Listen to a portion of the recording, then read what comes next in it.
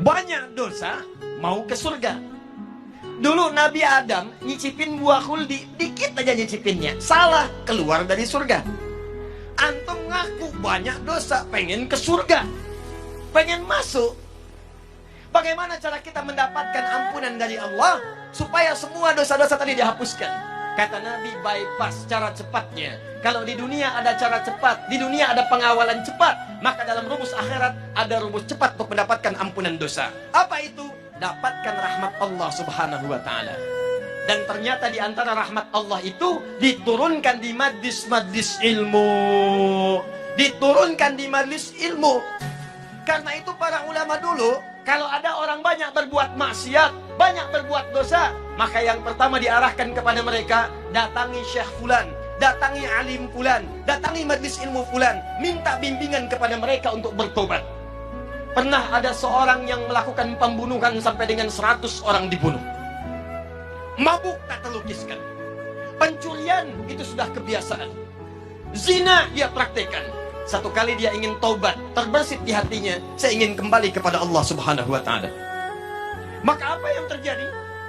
Dia datang kepada seorang syekh, dia bertanya, "Ya syekh, saya ingin bertobat, bisakah seorang seperti saya tobat?" Kata syekh tadi, Allah akan menerima semua hamba yang ingin bertobat kepadanya. Datang ke masjid fulan, datang ke majlis fulan, datangi guru fulan, minta bimbingan untuk bertobat kepadanya. Karena dia yang paling mampu untuk mengajari engkau. Ini adab dari para ustadz, adab para kiai, adab para alim, adab para guru. Jadi kalau kita bukan pakar di satu bidang, maka rujuklah kepada guru yang lain untuk mengajarkan. Ketika orang ini berangkat kepada majlis yang disebutkan, ternyata di tengah jalan, belum sampai ke tujuan, di pertengahan maut datang menjemputnya. Tiba-tiba wafat di pertengahan jalan. Tahukah Anda apa yang terjadi?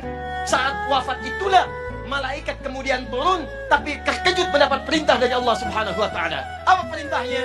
Saya ampuni dosanya, saya jamin surganya. Saya telah siapkan surga untuknya. Maka bawa dia, siapkan dengan kenikmatan-kenikmatan kubur yang telah disiapkan.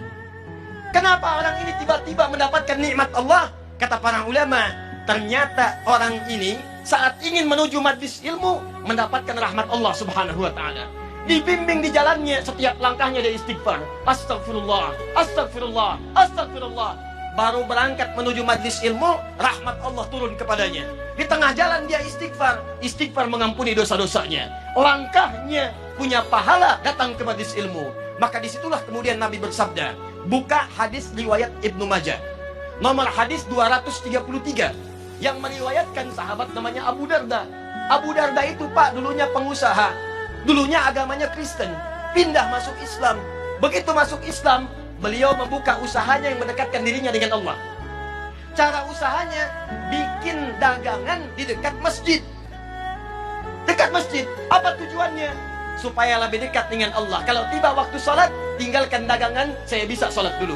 Kalau rizki nggak usah dipikirkan, Allah sudah atur. Setiap orang mau ke masjid, ada yang mampir beli makanannya, ada yang mampir beli dagangannya. Sampai kemudian ditiru oleh para sahabat-sahabat yang lainnya. Sampai sekarang kalau Anda haji atau umrah, Anda dapatkan dekat Masjid Nabawi ada orang-orang jualan di sekitarannya. Itu yang pertama kali jualan, namanya Abu Darda. Meriwayatkan hadis dari Nabi, apa bunyinya?